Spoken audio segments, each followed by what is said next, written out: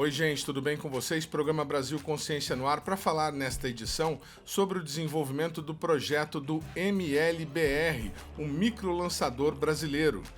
Até o momento, não há informações sobre recuperação da usina Coronel Abner ou da Avibraz que permitiria o carregamento do motor foguete, mas o projeto continua avançando com testes ambientais nos principais subsistemas e, pelo menos por enquanto, o cronograma de lançamento para meados de 2026 continua de pé.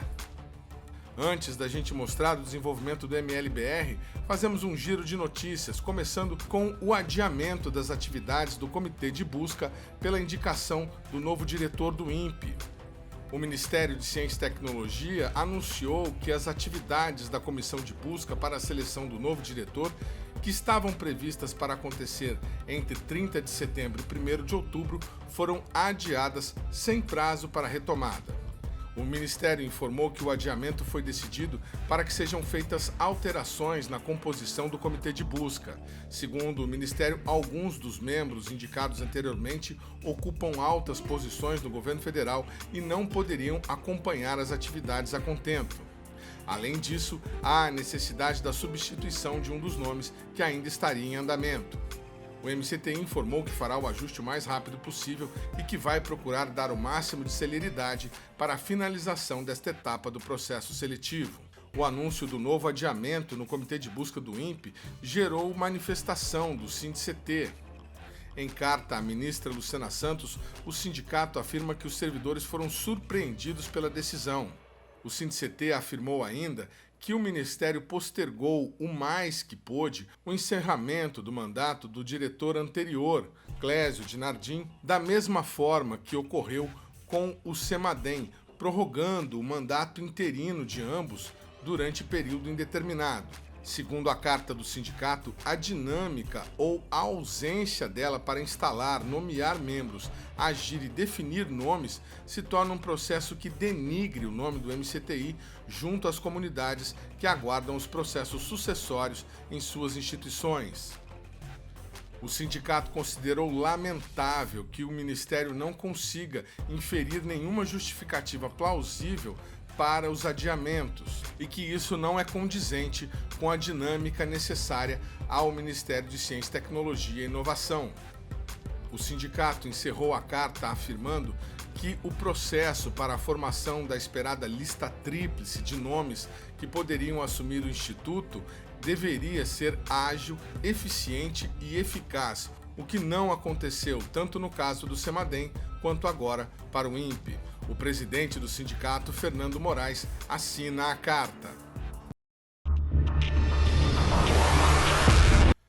Enquanto o novo diretor não é nomeado, o INPE segue suas atividades normais e no último dia 28 de setembro, a unidade de Cachoeira Paulista celebrou 55 anos de história.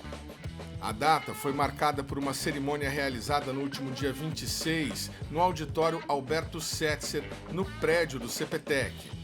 Durante o evento foram homenageados servidores que completaram 10, 20, 30, 40, 45 e 50 anos de dedicação ao Instituto, além daqueles que se aposentaram recentemente. A programação contou ainda com uma palestra sobre a infraestrutura e a administração da unidade, apresentada por Raul Ferreira Silva Júnior, da Coordenação de Administração.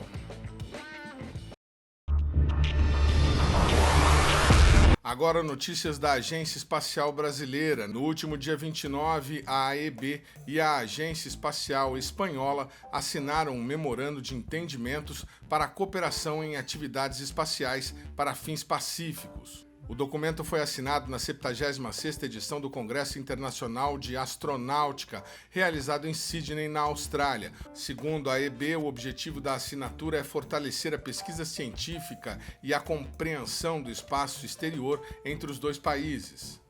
Nesse contexto, destacariam-se as iniciativas voltadas às ciências espaciais, como astronomia, astrofísica e física solar terrestre, além das aplicações de observação da Terra para monitoramento ambiental.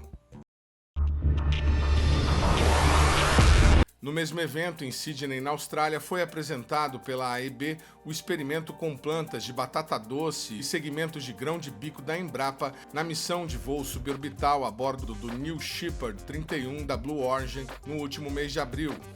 O experimento é parte das ações da rede Space Farm Brasil e analisa como a microgravidade e a radiação espacial afetam culturas essenciais para a sobrevivência humana no espaço. Ele se baseou em experimentos anteriores da NASA que identificaram genes conservados responsivos à microgravidade.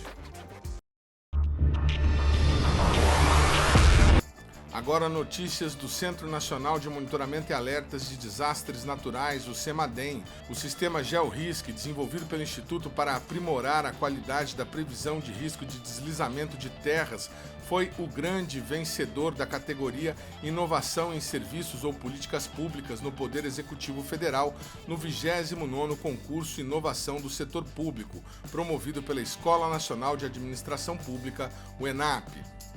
Além do prêmio, o sistema também alcançou a honraria da escolha do público, como a iniciativa mais votada entre os finalistas, reafirmando não só a excelência técnica, mas a forte aderência e visibilidade junto à sociedade. A entrega da premiação foi realizada no último dia 2 de outubro, durante a Semana de Inovação 2025, na ENAP, em Brasília.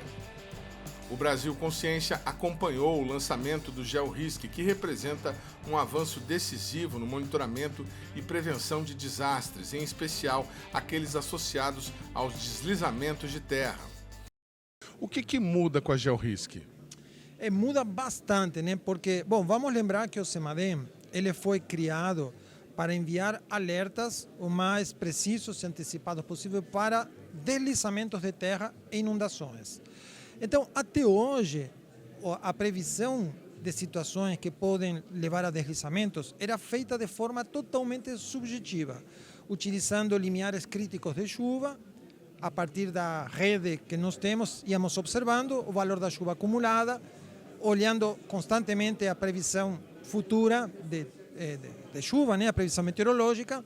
Então, assim, baseado no conhecimento, na experiência dos especialistas, era que se decidia o envio de uma alerta de deslizamentos. Então, isto nos coloca num novo patamar, porque o que estamos inaugurando hoje é um modelo de previsão de deslizamentos de terra. Assim como a minha área, a meteorologia, né, faz 30, 40 anos atrás, fazia previsão totalmente subjetiva, e essa previsão tinha um prazo muito curto, de no máximo 48 horas, o índice de acerto de 60% no máximo, e hoje com modelos numéricos você tem a possibilidade de ter uma previsão muito mais detalhada e estendida. Essa situação agora vamos ter também para os deslizamentos de terra. Então, o modelo ele vai permitir uma melhor detecção dessas situações e, fundamentalmente, estender o prazo da previsão até 72 horas. E ele tem se mostrado já muito bom, especialmente para essas situações de desastres de grande porte, como, por exemplo, nós tivemos agora recentemente no Rio Grande do Sul, em São Sebastião. Esses grandes eventos, todos eles conseguiram ser pegos, captados com este novo sistema. Então a gente está muito empolgado porque nos coloca num patamar, né, superior, e como todo modelo, como todo desenvolvimento, há um caminho ainda bastante longo para ser trilhado, com vistas de melhorar ainda muito mais este sistema. O GeoRISC representa um avanço decisivo no monitoramento e na prevenção de desastres naturais, em especial aqueles associados aos deslizamentos de terra. O sistema se destaca não somente pelos avanços técnicos obtidos, como também pelo fornecimento de previsões de risco mais confiáveis e com antecedência de até 72 horas. O sistema também se destaca por demonstrar o uso eficiente dos recursos públicos, por focar seu desenvolvimento em usuário final, promover impacto para o cidadão e implementar mecanismos de transparência e controle social. O programa Brasil Consciência vai para um rápido intervalo e, na sequência, você fica por dentro de como está o desenvolvimento do MLBR. É um instante só, não sai daí.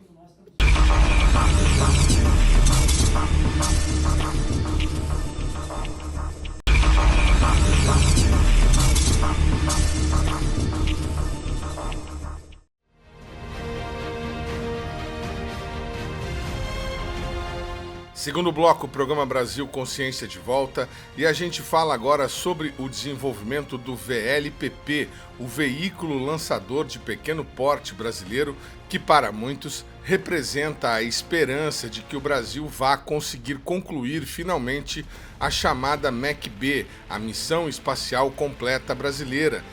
Idealizada no final dos anos 70, a MEC-B pretendia dotar o país da capacidade de construir seus próprios satélites, foguetes e lançá-los a partir do centro de lançamento de Alcântara.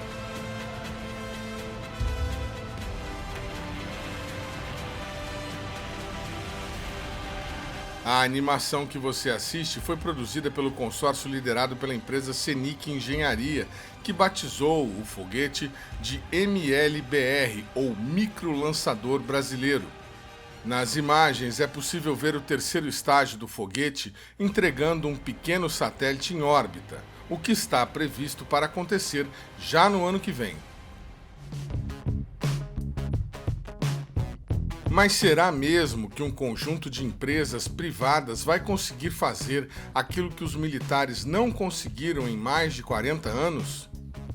Será que dessa vez o cronograma previsto será mantido e o Brasil terá um veículo lançador já no ano que vem? O Brasil Consciência tem acompanhado o desenvolvimento do MLBR. E a última vez que falamos sobre o projeto foi no mês de junho, quando estivemos na Space BR Show, um evento que reuniu entidades governamentais e empresas ligadas ao setor espacial em São Paulo. Na oportunidade, conversamos com o diretor proprietário da Senic Engenharia, que detalhou o projeto.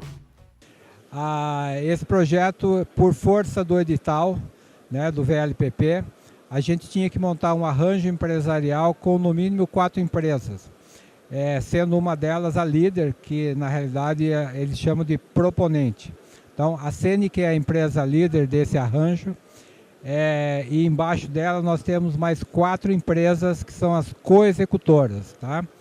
Essas empresas coexecutoras são a ETSys, a Delsys, a Plasma Hub e a Concert Technology. Além disso, nós temos 2 empresas que nós chamamos de empresas estratégicas.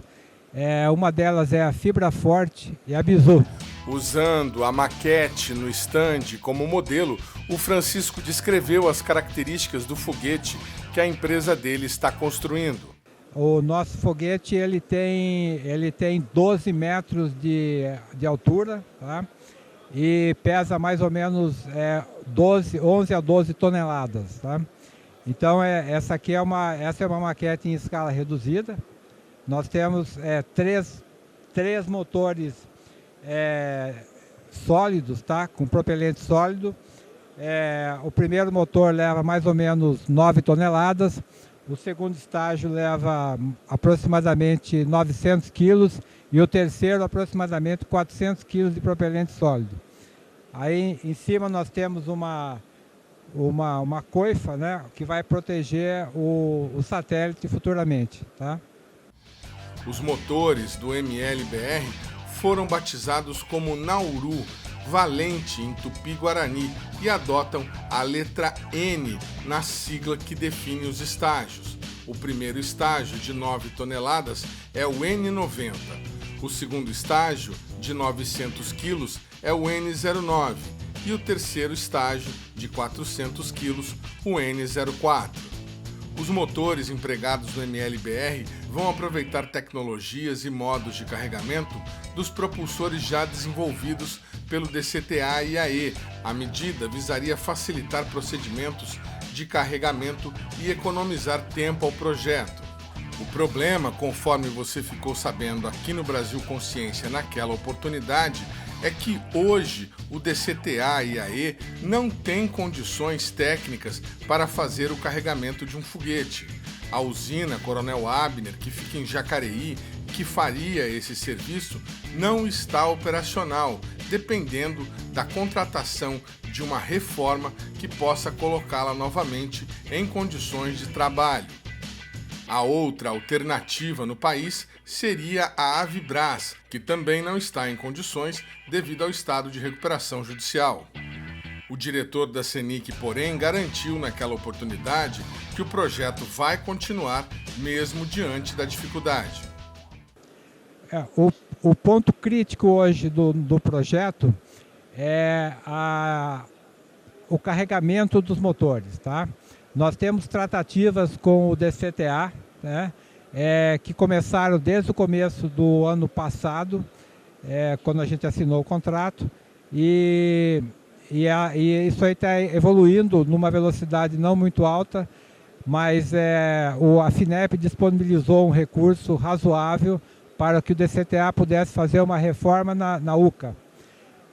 Reformando a UCA, o DCTA não só para nos atender, mas atenderá também as demandas do projeto VLM deles, tá?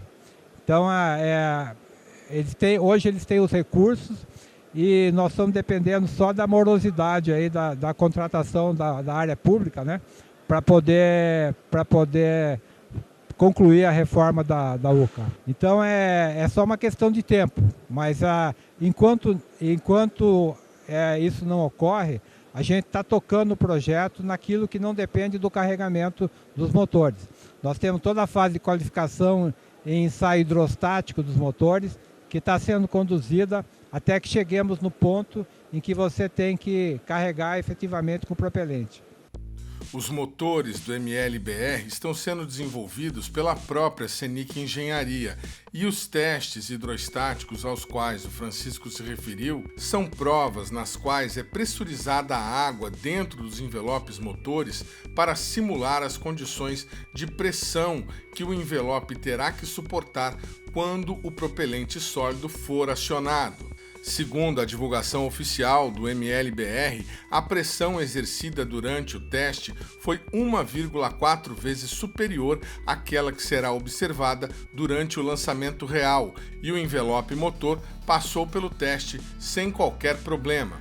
Durante os ensaios foi simulada inclusive pressão suficiente para romper o envelope motor, tudo dentro das especificações projetadas segundo a divulgação oficial. Outra característica considerada inovadora para o ML-BR é o uso de compósito de fibra de carbono para o envelope motor, substituindo o aço tradicionalmente utilizado em estruturas como essa. Segundo a CENIC Engenharia, a alteração reduziu consideravelmente a massa seca dos motores, aumentando a carga útil do foguete, que pode chegar a 30 kg para órbitas equatoriais e 15 kg para órbitas polares a 450 km de altitude. Nesta imagem, o envelope motor do primeiro estágio em escala real, dentro do galpão da CENIC Engenharia em São José dos Campos. Outra parte do projeto que está em desenvolvimento pela CENIC é a construção da plataforma que vai lançar o foguete. A parte mecânica está sendo fabricada pela Almeidas, uma parceira considerada estratégica pela CENIC Engenharia, que também fornece componentes de alta precisão para a Embraer. Depois que as partes mecânicas estiverem integradas, serão instalados os subsistemas eletrônicos de controle da plataforma, que estão a cargo da Concert Space. Antes do transporte para Alcântara, serão realizados testes funcionais em ambiente real no campus da Univap, a Universidade do Vale do Paraíba, que tem apoiado o desenvolvimento do ML-BR, inclusive abrigando a startup Bizu Space, da qual nós falaremos mais adiante. Nesta imagem, vocês podem ter a noção do tamanho do rolamento que será usado na base da plataforma para que ela possa girar em seu próprio eixo. Dá para perceber que a única coisa que está faltando aqui é baixar para ir terminar o cálculo. Dá para ver que o cálculo aqui está estável. Além do envelope motor, outros testes já realizados no projeto envolveram o sistema de navegação inercial, que está a cargo da Concert Space, junto com outras empresas parceiras.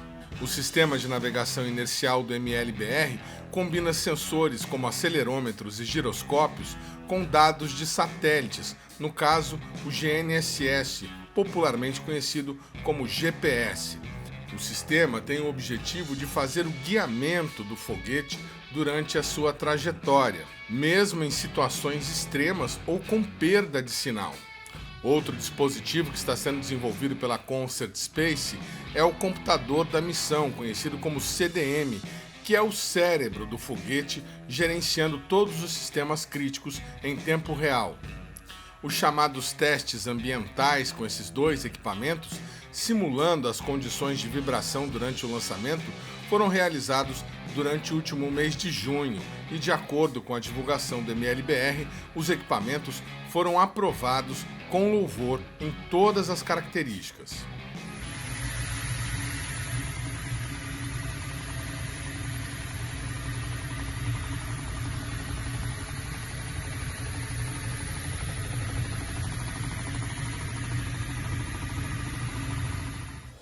Na minha opinião, o projeto do MLBR significa um passo importante na nossa trajetória como país da indústria aeroespacial.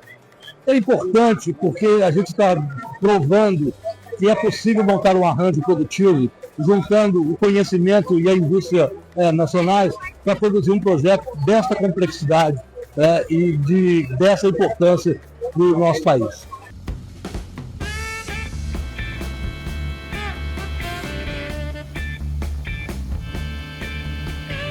No mês passado foi realizado mais um teste com o sistema de navegação inercial e o GNSS que serão usados no foguete.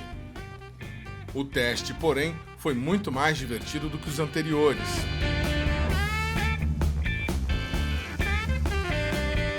Os equipamentos foram embarcados em um avião Cessna 180H Skywagon, de uso da própria Scenic Engenharia, para validar o desempenho dos subsistemas em condições reais de voo.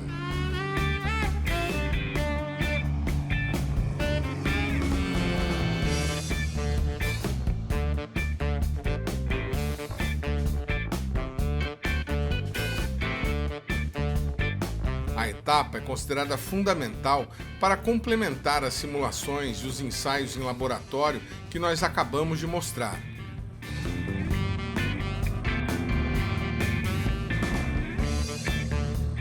Durante o voo, o sistema acompanhou a trajetória do GNSS, permitindo avaliar medidas de altitude, velocidade angular e acelerações.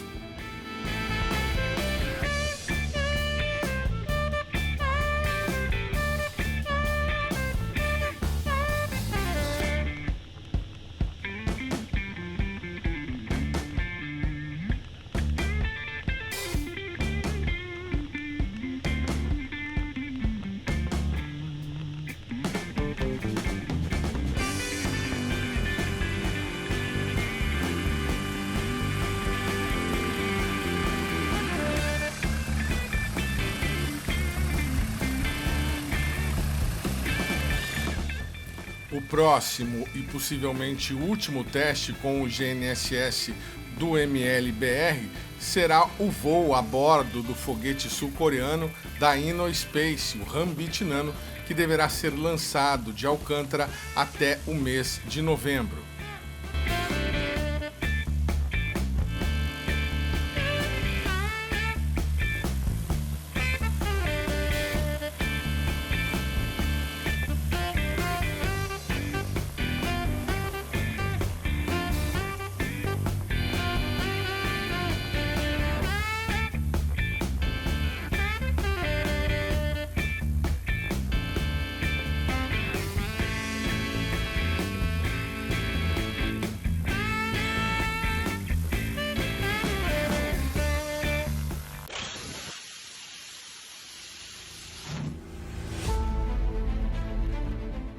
Outro teste divulgado com orgulho pelo consórcio MLBR recentemente foi o resultado da Operação Pururuca, o teste com o maior motor foguete a propulsão líquida já construído no Brasil.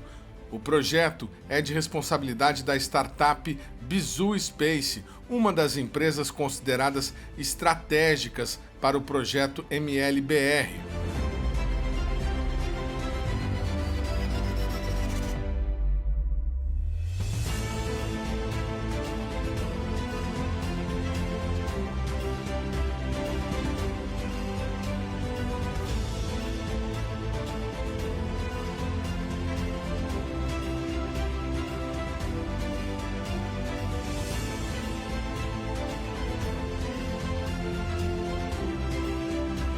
O motor a propelente líquido não será usado nas primeiras versões do MLBR, mas está sendo projetado para substituir o terceiro estágio do foguete futuramente.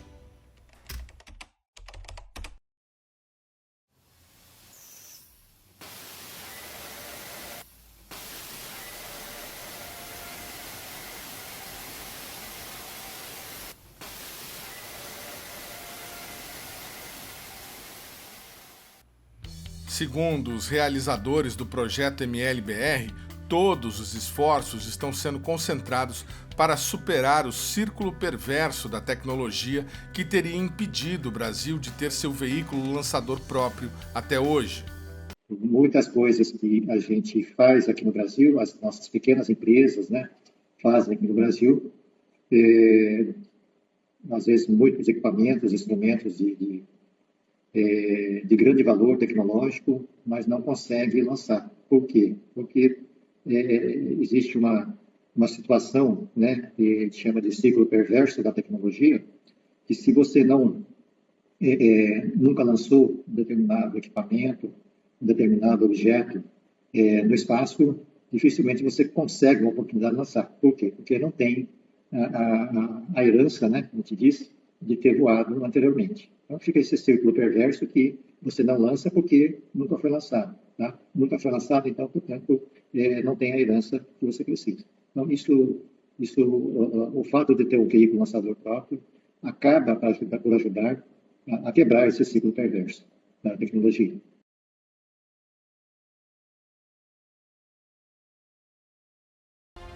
O programa Brasil Consciência vai para um rápido intervalo e, na sequência, você confere a visita que nós fizemos à empresa ETSys e os testes com o módulo de terminação de voo do MLBR. Um instante só, não saia daí.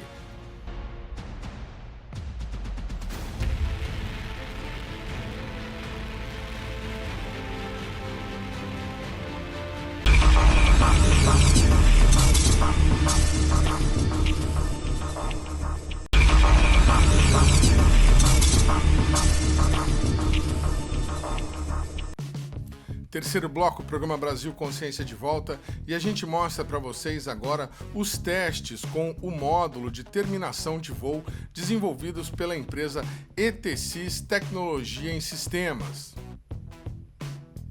A empresa ETSys fica no município vizinho a São José dos Campos, em Jacareí, e os testes aconteceram em uma das duas unidades da empresa. Tranquilo, Benner? Conseguiu aí fazer os últimos ajustes? Tá tudo certo pro teste. Só rodar. O que é essa máquina aí? Essa máquina aqui é um shaker de vibração, né?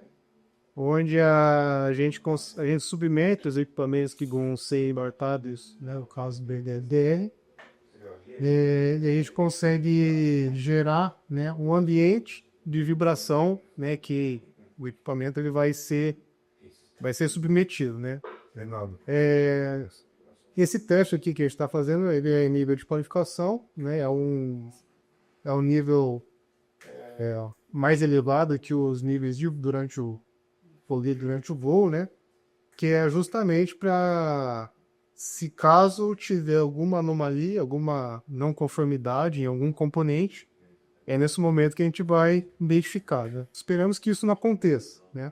Mas é um teste bastante crítico, né? E um nível bastante elevado.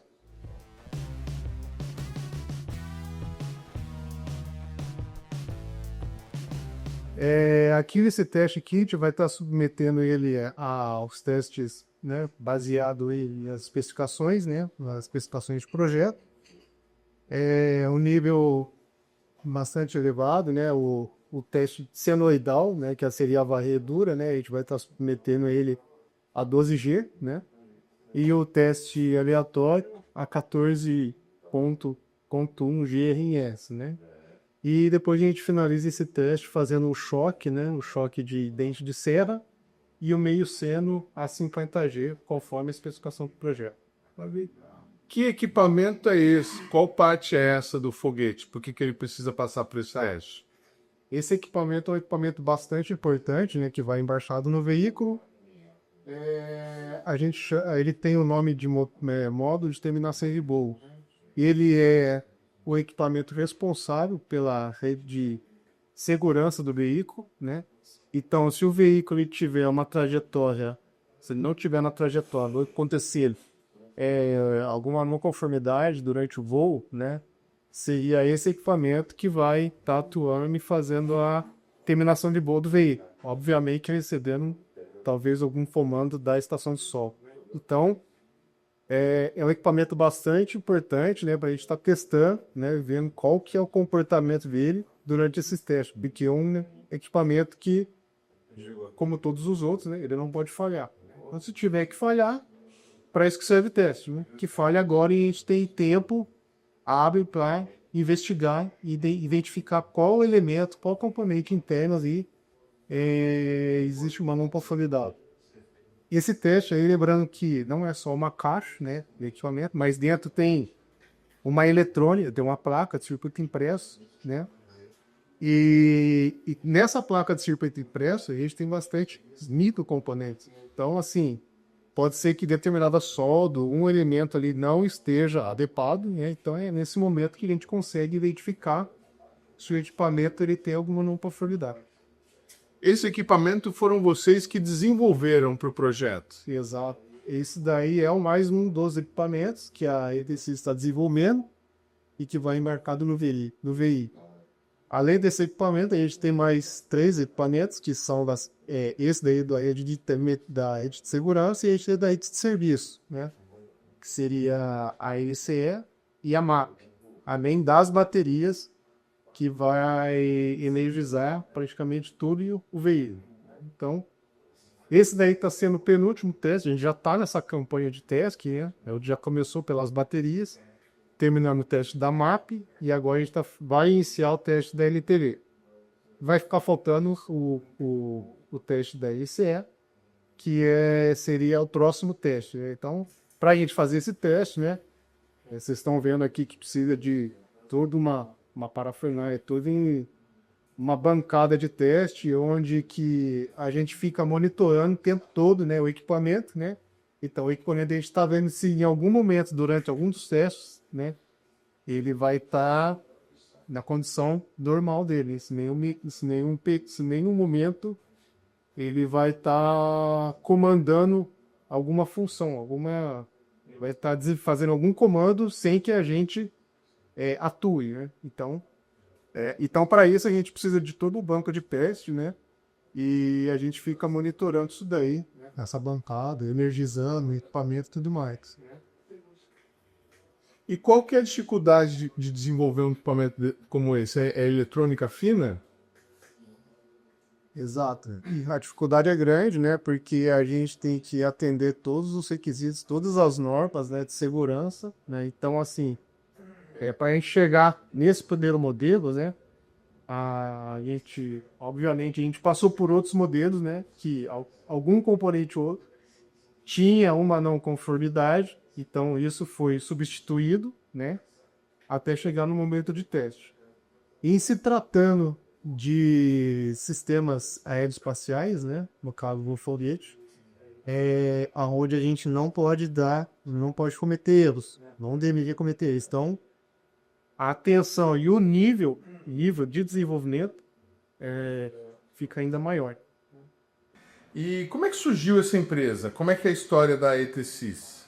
A ETSys é uma empresa de engenharia, né, de soluções e inovação tecnológica, e ela surgiu em 2013. No final de 2013, nós colocamos uma proposta de projeto numa incubadora aqui em Jacareí, incubadora de negócios. E aí iniciou-se a ETSys. A ETSys, na realidade, ela não é a primeira empresa que eu sou sócio, né? A gente tem empresa desde 2003, e nós já trabalhamos no setor aeronáutico e também para a área militar e área industrial. A ETSys ela nasceu mais para a área industrial e foi se moldando as outras áreas, né? Já fizemos projetos para a área militar, MacD e outras empresas, e também para a área espacial, na missão do SARA, lá em Alcântara, né, na missão de lançamento do projeto satélite de entrada atmosférica. E eu participei desses projetos e aí participei da campanha também do lançamento lá em Alcântara. Bom, a gente tem interesse de trabalhar nessa área aeroespacial e nós fizemos alguns projetos já, projetos de satélite e também estudos, né, para fazer CubeSats e fizemos alguns projetos também na área industrial, produtos para a área industrial, né? E a gente hoje faz bastante trabalhos para Johnson Johnson aqui no Brasil e também na América do Sul em algumas unidades. O senhor então não é como a gente tem aqui em São José dos Campos e até aqui em Jacareí também, uma série de ex-engenheiros itianos ou impianos que constituíram empresas para trabalhar com o mercado espacial. O senhor já tinha uma atuação empresarial e acabou entrando nesse mercado, é isso? Sim, eu sou engenheiro formado pela Fundação Vale Paraibana em 91. Fiz mestrado no ITA na área de sistemas de tempo real e sistemas embarcados. E fiz doutorado no ITA também na área de engenharia de sistemas e desenvolvimento de produto. Trabalhei na Vibras, trabalhei em várias empresas ligadas a essa área militar e também em outras áreas relacionadas, né? Fiz trabalhos para a Mecto nessa área aeroespacial e atualmente eu dou aula também no ITA no departamento lá de aeronáutica, né? Mais ligado à engenharia aeroespacial. No curso de graduação, dou aula numa das matérias como professor colaborador, desde 2017. E a gente, com a empresa, a ETSys, ela foi fundada por uma vontade de ter uma empresa.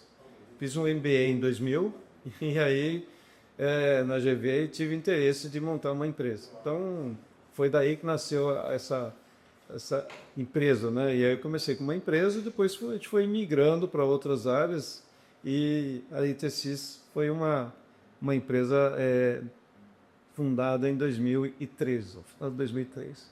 Bom, não foi especificamente para trabalhar nessa área, mas uma empresa de tecnologia, que a gente queria atuar sempre na área com inovação tecnológica, e aí essa empresa nasceu com essa visão, né, e voltada para soluções de diversos tipos. Aí, de eletrônica embarcada, software embarcado, sistemas mais complexos, também produtos para solucionar alguma dificuldade em uma indústria ou nessa área aeronáutica, aeroespacial e também na área militar. Então a gente atua de uma certa forma mais abrangente com soluções para essas áreas. Em respeito ao MLBR, que é o projeto que a gente está...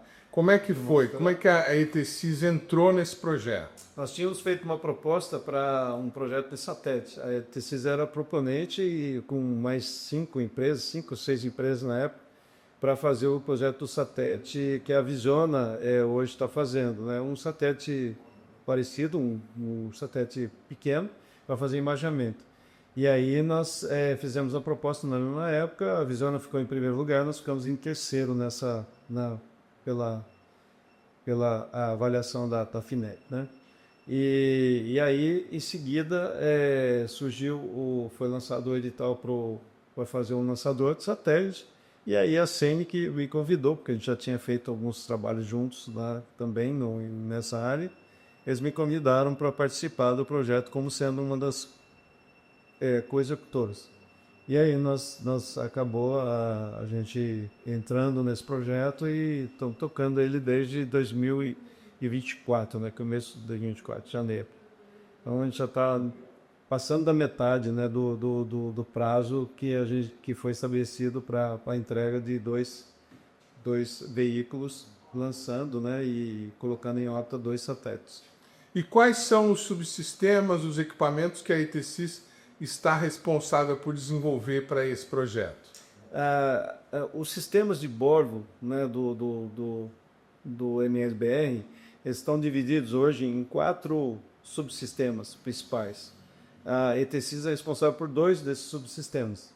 Um deles é a parte de energia, né, geração de energia com baterias, é claro, internamente, distribuição de energia e também da parte de sequenciamento dos eventos. Então, a gente desenvolve equipamento que vai fazer interface com pirotécnicos, comandado pelo computador de missão, e ele vai fazendo o sequenciamento. Então, separação do primeiro estágio, ignição do segundo, separação do segundo, ignição do terceiro, separação da coifa, separação do satélite. Então, a gente tem uma sequência, né, de eventos controlados pelo computador de missão, e onde a ETSys entra com os equipamentos que interfaceiam entre o computador de missão e os pirotécnicos. Vocês vão construir a rede, vamos dizer assim. Essa rede. Uma outra rede que nós estamos responsáveis é a rede de segurança. Então, o transponder radar é um equipamento que nós estamos comprando, mas a parte de definição desse equipamento, como que ele vai ser ligado internamente, é responsabilidade da ETSys. Então, transponder radar, sistema de terminação de voo estão ligados numa rede que a gente chama de rede de segurança, é um subsistema de segurança. É essencial para que o nosso lançador seja lançado lá de qualquer base, né? Aqui, no caso, nós precisamos que seja de Alcântara, mas poderia ser em qualquer lugar, necessitaria ter uma rede de segurança para proteger a quem fica em solo, né? E abortar o voo, caso necessite. Se a trajetória não está correndo bem, aí aborta. Então, esses sistemas que estão embarcados, eles auxiliam o radar de solo para fazer o rastreamento e auxilia também na terminação de voo, caso seja necessário. Então, são duas áreas, né? O rastreio e a terminação. Então, nós também somos responsáveis por esses equipamentos. De certa forma, com as baterias, a gente atinge praticamente todos os equipamentos internos do veículo, e com a rede de segurança, essa parte aí também que é exigência, né, um requisito para que se voe em qualquer base. Sistema de terminação de voo, esse que vocês estão fazendo o teste aqui hoje. Qual que é a dificuldade de desenvolver esse sistema e por que ele é um equipamento que vocês não gostariam de ter que acionar? Não gostaríamos porque ele só vai ser acionado caso aconteça alguma irregularidade na trajetória do veículo. Então, é claro, nós queremos que a missão dê certo e não seja abortada a missão durante o voo. É essencial porque garante a segurança. Se a trajetória, por alguma coisa acontecer que leve para fora da trajetória nominal, aí vai ter que abortar o voo. Então, essa é bom e é ruim. Ninguém quer saber que esse subsistema funcione, mas a gente precisa testá-lo para garantir que ele funcione, né? Então, hoje, aqui nós estamos fazendo o teste de vibração, né? Vai passar por vários outros testes ainda, de ciclagem térmica, teste de umidade, teste de compatibilidade eletromagnética. Então, ele vai passar por todos esses testes. Ele voa dentro do estágio aqui que eu vou mostrar para vocês, é o segundo estágio do foguete. Isso aqui é uma maquete, né, que representa o foguete. Esse segundo estágio, o segundo motor está aqui, ele voa junto aqui próximo a esse segundo motor, no segundo estágio, e é até onde a gente tem efetividade na terminação do voo. depois disso, quando perder o segundo estágio, né, que ele separar, vai continuar voando alguns subsistemas da rede de serviço, né, que é onde tem energia, mas a parte de segurança de voo, ela sai aqui no segundo estágio. Então, nós torcemos para que ela não seja acionada e vá embora, né? Se descarte com o segundo estágio e a missão continua em frente. Tá? Acompanhamos hoje aqui vocês fazendo testes de vibração nesse equipamento. E antes, né, até onde a gente tem conhecimento, teste de vibração no Brasil de equipamento para voo espacial, para qualificação, era feito lá no INPE. Como é que foi essa decisão de adquirir equipamentos para fazer teste de vibração?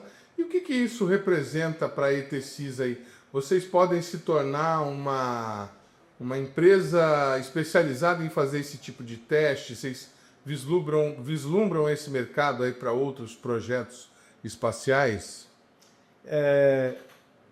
Como eu conversei com você pouco, né, a gente vai fabricar vários equipamentos. Só da ETSys para modelos de voo, a gente tem uma quantidade grande, de cerca de 42 equipamentos. Fazer ensaio de vibração, ensaio de ciclagem térmica, nesses equipamentos, no mesmo dos laboratórios que a gente tem aqui no Brasil, não só do INPE, mas de outros laboratórios, eles demandam um tempo grande de ensaios. E ainda tem os outros fornecedores, os outros co-executores que estão dentro desse consórcio. E eles também têm equipamentos. A telemetria tem muito equipamento para ser ensaiado. Então, a ideia de se ter isso dentro do projeto, pela ETSys, ela é interessante porque a gente ganha mobilidade, uma facilidade muito maior para poder testar e debugar os nossos equipamentos de uma forma mais rápida. O projeto ele tem 3 anos para ser feito e lançar 2 veículos. Então, é um projeto audacioso em termos de tempo. E aí, o que a gente ganha com essa estrutura que a gente está tendo aqui? Nós ganhamos agilidade e ganhamos autonomia. Porque hoje, se a gente vai fazer um ensaio fora, nós temos que agendar esse ensaio. Se der algum problema em qualquer ensaio desse, vai ter que repetir o ensaio. Então, é uma quantidade grande de equipamentos para ser ensaiado num curto espaço de tempo. Então, optou-se por ter essa estrutura. É claro que uma estrutura dessa, a gente pode prestar serviço para outras empresas. Então, inclusive, algumas empresas têm procurado a gente aqui para entender como é que funcionam os testes, quais os testes que a gente consegue fazer. E, é claro, interesse da ETSys, né? E eu acho que a própria FINEP sempre pensa com esse aspecto, né? De se ter uma capacidade, né, para se também desenvolver em outras áreas. Então, hoje, a ETSys não é uma empresa de testes, mas ela está se qualificando para isso. E isso, é claro, pode ser uma área de negócio para a gente também. Muito bacana. O senhor falou em projeto ousado, pelo prazo do projeto. Quando que vocês imaginam, eu digo vocês, o consórcio imagina que tudo estará testado e pronto para fazer a construção do primeiro modelo de voo? Nós temos um planejamento de se ter todos esses equipamentos prontos, montados, testados, integrados, até meados do ano que vem, de 2026. Para que a nossa meta inicial sempre foi, né, de ter, durante os 3 anos, o projeto concluído e os lançamentos feitos. Talvez a gente encontre alguma dificuldade ainda nos lançamentos, mas o projeto em si, o que a gente consegue desenvolver, ele deve estar pronto todo até meados de 2026. Tá? Fiz essa pergunta para o senhor em off, vou fazer em on para o telespectador que está em casa, que é entusiasta do Programa Espacial Brasileiro. Esse foguete, o MLBR, vai voar? Certamente vai voar. Nós acreditamos nisso e investimos, né? Estamos investindo nosso tempo, investindo com especialistas nessa área. O pessoal que tem trabalhado conosco é um pessoal experiente, já trabalhou em outros projetos. Então, nós acreditamos piamente que esse projeto vai ser bem sucedido. E é por isso que ele está trabalhando. É um prazer trabalhar num projeto desse, que a gente tem um histórico grande aqui no Brasil de iniciativas, né, que nós já tivemos no passado. Nós tínhamos um avanço grande, e aí nós tivemos uma tragédia, e isso, de uma certa forma, paralisou o desenvolvimento dessa área, e isso foi ruim, né, para o Brasil, em termos tecnológicos. E nós estamos tendo a oportunidade de retomar isso no setor privado. Então, isso é muito bom. Eu acho que foi uma iniciativa muito boa da EIB e a FINEP, junto com todas as participações do governo. E nós estamos tendo uma oportunidade ímpar aí de fazer a coisa acontecer. Então, nós não podemos perder essa oportunidade. Nós estamos nos esmerando ao máximo para que isso aconteça. E não para nós, mas para o Brasil, para ter essa tecnologia incorporada aqui no Brasil. Eu acho que poucos países têm desenvolvimento de lançadores, aí tem lançadores hoje funcionando, né, operacionais, e nós queremos chegar lá também. Então, acreditamos piamente que temos chances e uma grande probabilidade de que isso funcione e a gente tenha a conclusão desse projeto o ano que vem. Então, nós estamos trabalhando para isso e agradecemos, é claro, essa oportunidade que temos. O programa Brasil Consciência de hoje vai ficando por aqui. Você que quiser conferir os demais conteúdos produzidos pelo SINDCT, nossas redes sociais estão na tela nesse momento. Dúvidas, críticas, sugestões, nosso e-mail é sempre o caminho para o contato com o nosso programa. A gente volta na semana que vem com mais uma atração inédita para vocês.